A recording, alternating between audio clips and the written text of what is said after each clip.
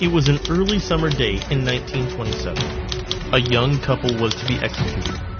But before the triggers were pulled, the wife hugged her husband. "We didn't have a wedding ceremony, so the gunshots today will be our ceremonial music."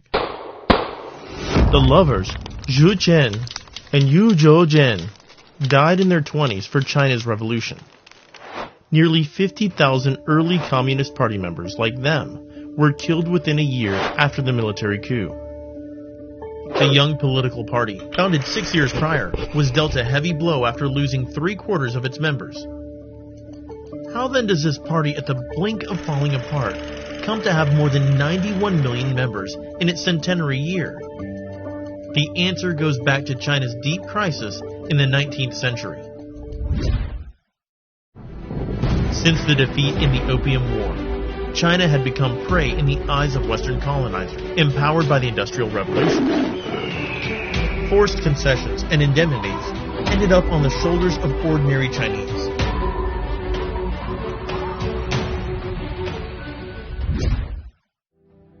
Fortunately, there was no lack of men and women who kept trying to save the country they loved. Those patriots looked at the already successful attempts in the West to make changes to China.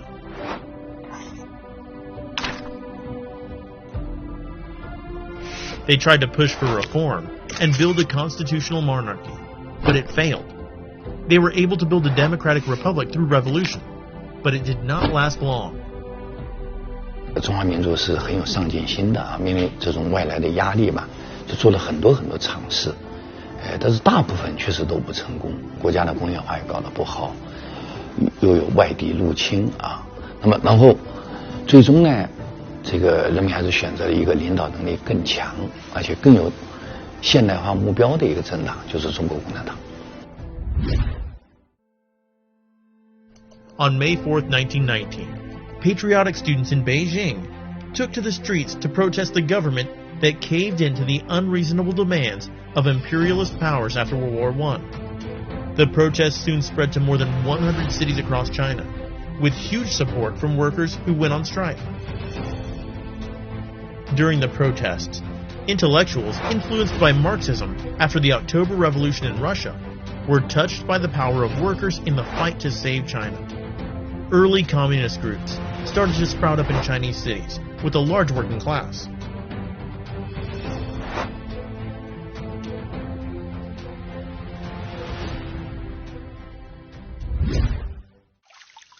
In 1921, the First National Congress of the CPC announced the official founding of the party.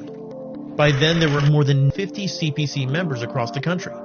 But this small political party had the answer to the question, what's the way out for China?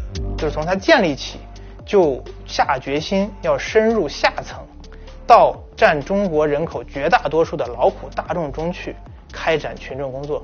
By then, Mao Zedong had found that a tenant peasant could save no more than 20 yuan after a full year of hard work in several field studies in Hunan province, which meant peasants in China had a harder life than farm cattle.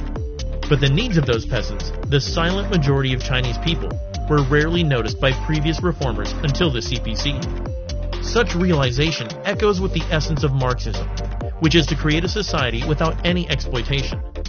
The party soon worked to mobilize peasants, paving the way for its unique revolutionary strategy of surrounding cities from the countryside, and eventually established a new China. The CPC's decision to choose Marxism as its guiding theory was a wise one that understood the misery and capacity of the many workers and peasants in China. And the only thing that draw people together is by addressing majority people's concern. When you side it with the overwhelming majority of the people, the peasantry, the workers, people in the lower, you will get their support. The people know who best serve their interests, and therefore choose the CPC as the leadership to win independence. In Chinese, people say 选对了, which means choose wisely. Just as President Xi Jinping said the path of socialism chosen by China is a choice made by history and by the people.